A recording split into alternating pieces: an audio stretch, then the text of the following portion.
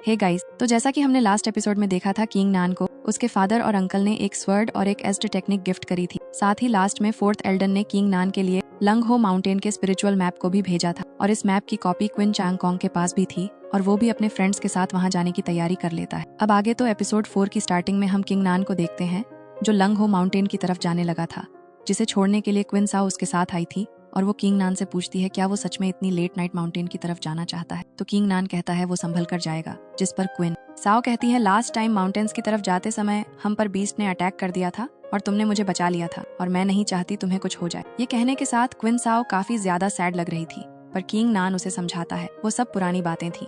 अब उसका किंग नान पहले से ज्यादा पावरफुल बन गया है और अब वहाँ से जाने लगता है। साथ ही किंग नान को उसका ध्यान रखने के लिए भी कहता है। सीन कट होकर क्वीन फैमिली के मीटिंग हॉल में आता है, जहाँ एक मीटिंग हो रही होती है, जहाँ फैमिली के सभी एल्डर मौजूद थे जो कि बोल रहे थे अभी कुछ दिन पहले ही मीटिंग हुई थी। अब ऐसा क्या हुआ है दोबारा जो हमें दोबारा से मीटिंग के लिए बुलाया गया। यह मीटिंग फैमिली लीडर यानी कि किंग नान के फादर ने बुलाई होती है। तभी किंग नान के फादर सभी एल्डर से कहते हैं मेरे यहाँ आप सभी को बुलाने के पीछे का मकसद, मुझे आप सभी को एक बात कहनी है कि मैं फैमिली लीडर होने के नाते अपने बेटे किंग नान को 500 बॉडी टेम्परिंग फील्स देना चाहता हूँ। जो सुनकर वहाँ सभी लोग चौंक जाते हैं, इतने ज्यादा कि फोर्थ एल्डर की तो दारू का सारा नशा ही उतर जाता है। क्लेन लीडर की ये बात किसी को पसंद नहीं आती और फोर्थ एल्डर बोलते हैं एक ही पर्सन को इतनी सारी पिल्स दे देंगे तो बाकी का क्या होगा, बाकियों के लिए क्या बचेगा, क्योंकि इतनी सारी पिल्स में तो पूरा सेक्ट कई महीने तक कल्टिवेशन कर सकता है। सभी बाकी एल्डर्स भी उनकी हाँ में हाँ मिलाते हैं, जबकि ग्रेट एल्डर भी काफी ज्यादा गुस्से करते हुए कह रहे थे सभी लोग जानते हैं किंग नान की मार्शल स्पीड लेवल फर्स्ट की है, जिसको कितनी भी पिल्स दे दें जो कि नहीं बढ़ने वाली, और तुम तब भी उसको पिल्स देकर पिल्स बर्बाद करना चाहते हो। इसके बाद चीफ एल्डर भी कहते हैं तुम्हारे कचरे बेटे को हर महीने 10 स्पीचवल पिल दी जा रही है क्या, ये कम है जो तुम उसे और पिल्स देना चाहते हो। इस तरह से तो तुम अपनी फैमिली लीडर होने की पावर का गलत इस्तेमाल कर रहे हो। वैसे भी तुम अपने बेटे के लिए काफी कुछ कर चुके हो। जिसके साथ ही बाकी एल्डर्स भी उन्हें ऐसा करने के लिए कोई ठोस रीजन पूछने लगते हैं और कह रहे होते हैं आपका बेटा इसके लायक नहीं है, तुम्हें इस बारे में दोबारा सोचना चाहिए। जिसको सुनकर किंग नान के फादर कहते हैं पिछले 2 सालों से वह फैमिली को आगे ले जाने के लिए बहुत ज्यादा हार्ड वर्क कर रहे हैं।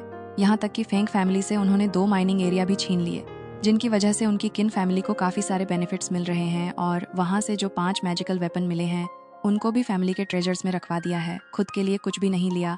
ये सब बातें सुनकर वहाँ मौजूद सभी एल्डर्स चुप हो जाते हैं।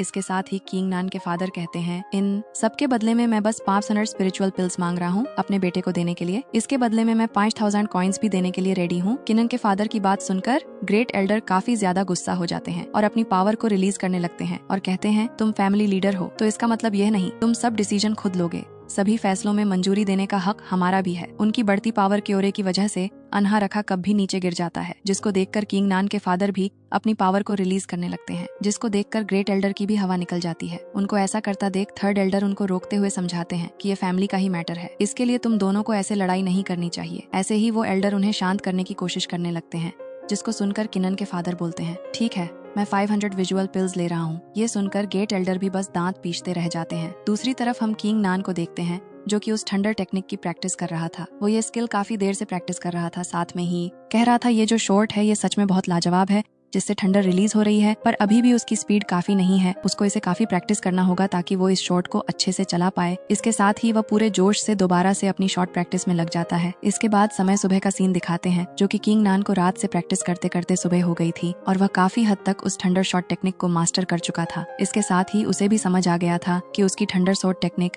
काफी ज्यादा अमेजिंग है और काफी ज्यादा लाजवाब है और सोट के साथ इस्तेमाल करने से ये और भी ज्यादा पावरफुल हो जाती है, जिसको सोचकर वह खुश हो जाता है कि अगर मैं इसे पूरी तरह मास्टर कर लूं तो मैं बहुत ज्यादा पावरफुल बन जाऊंगा। साथ में उसे याद आता है कैसे वह बचपन में अपने फादर से उस थंडर शॉट को मांगा करता था, जिस पर उसके फादर कहते थे जब तुम बड़े हो जाओगे तब मैं तुम्हें ये शॉट दे दूंगा, और अब जब वह बड़ा हो गया तो उसके फादर ने उसे वो शॉट दे दी। इसके साथ ही हमें जंगल के दूसरी तरफ का सीन दिखाते हैं जो रात से ही किन साओ जंगल में भटक रहे थे। तभी किन साओ के साथ का एक बंदा बोलता है ब्रदर मैंने पीछे अभी किंग नान की झलक देखी।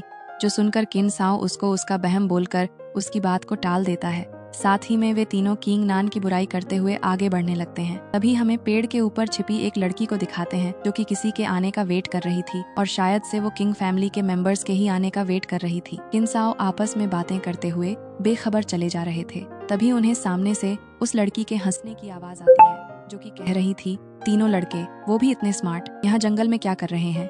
वो तीनों भी अलर्ट होकर अपने स्वॉर्ड बाहर निकाल लेते हैं। तभी वह लड़की छलांग लगाती है और उनके पीछे आ जाती है, जिसकी खूबसूरती और मासूमियत देखकर तीनों अपने शॉट को अंदर रख लेते हैं और उस लड़की से कहता है, इतनी खूबसूरत लड़की जंगल में, वो भी इस माउंटेन पर क्या कर रही है। ये बोलते हुए वह उस लड़की के पास आने लगता है। इसको सुनकर वो लड़की कहती है, मैं यहीं इसी माउंटेन पर रहती हूँ क्योंकि मैं फैन फैमिली की एक मेंबर हूँ। फैन फैमिली का नाम सुनकर वे तीनों घबरा जाते हैं और पीछे हटने लगते हैं। तभी उन पर कोई अटैक कर देता है। अटैक इतना पावरफुल होता है कि एक ही अटैक में वो तीनों काफी दूर जाकर गिरते हैं। इसके साथ ही हम उसे अटैक करने वाले पर्सन को देखते हैं, जो कि उस लड़की का ही गार्ड होता है और बॉडी रिफाइनमेंट के 4th लेवल पर होता है, जो कि उन तीनों से काफी ज्यादा पावरफुल होता है। साथ में कीन साओ को उस लड़की का पूरा पता भी चल जाता है और वो उसका नाम लेकर कहता है, फेंग जी, जिसको सुनकर वो लड़की बसते हुए बोलती है, हाँ बिल्कुल सही पहचाना, और इसके लिए अब तुम्हें कोई रिवॉर्ड नहीं देने वाले, बल्कि हम तुम्हें यहाँ मारने वाले हैं। जिसको सुनकर कीन साओ गुस्से से बोलता है, आखिर तुम ऐसा सोच भी कैसे सकती हो? अगर ये सब मेरी फैमिली को पता चला तो वो लोग शायद तुम्हारी फैमिली को छोड़ेंगे नहीं। इसको सुनकर वो लड़की हंसते हुए बोलती है,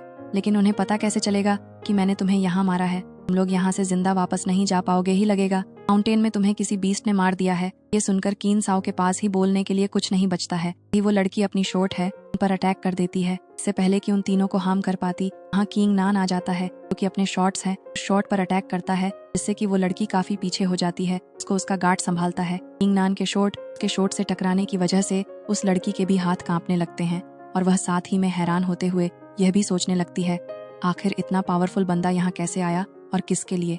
साथ ही में किंग नान खुद के बारे में उसे बताते हुए कहता है कि मैं किन फैमिली का यंग मास्टर हूँ, तो मैं कैसे किसी बाहर वाले को अपनी फैमिली मेंबर्स को चोट पहुंचाने दे सकता हूँ। इसी के साथ एपिसोड यहाँ पर खत्म हो जाता है और चैनल पर नए हो तो चैनल को सब्सक्राइब कर देना और उसके साथ एक लाइक भी कर देना।